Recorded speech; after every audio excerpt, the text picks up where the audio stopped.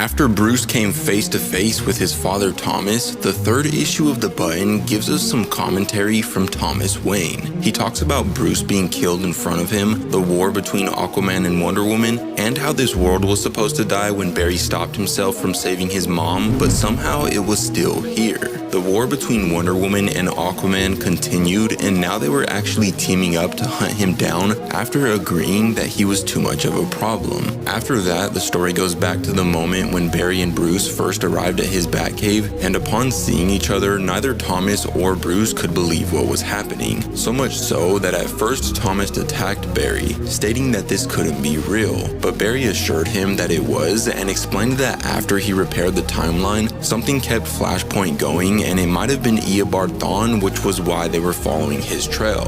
Moments later, after feeling for the vibrational frequency of this world, Barry made yet another shocking discovery. This was their world, which didn't make any sense because Flashpoint was an alternate history that shouldn't even exist anymore. So something or someone they weren't aware of had to have been holding it in place. Eventually, Barry came to the decision that he needed to rebuild the cosmic treadmill so him and Bruce could continue their investigation. Thomas suggested that he make it quick though, and when Barry asked him why, a pack of Amazonian and Atlantean soldiers came speeding their way. So Thomas expressed that he would handle them while Bruce and Barry fixed the treadmill, but that's not exactly how it went down. You see, Bruce already lost his father once, and he wasn't gonna let it happen again. So we get this super sick father and son team up moment where they both just go on an absolute rampage, tearing the Atlanteans and Amazonians apart. Once he repaired the treadmill, Barry told them that it was time to go because whatever was holding Flashpoint in place just let it go, and now the world was fading away.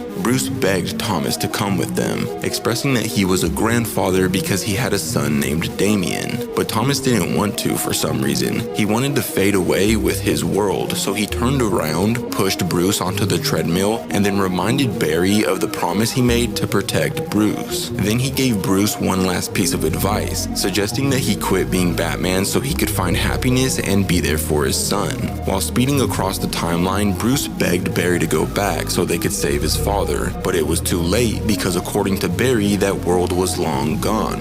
Moments later, something that seemed impossible happened when Thawne sped right in front of them. Barry questioned how he was even still alive, but that's when Bruce pointed out that he was still holding the button, so this must be Thawne before he died. And that's when Barry screamed and begged at the top of his lungs for Thawne to stop running, because if he didn't, he was going to die soon. But sadly, that's when this issue comes to an end, but if you want to see what happens next, let me know in the comments down below.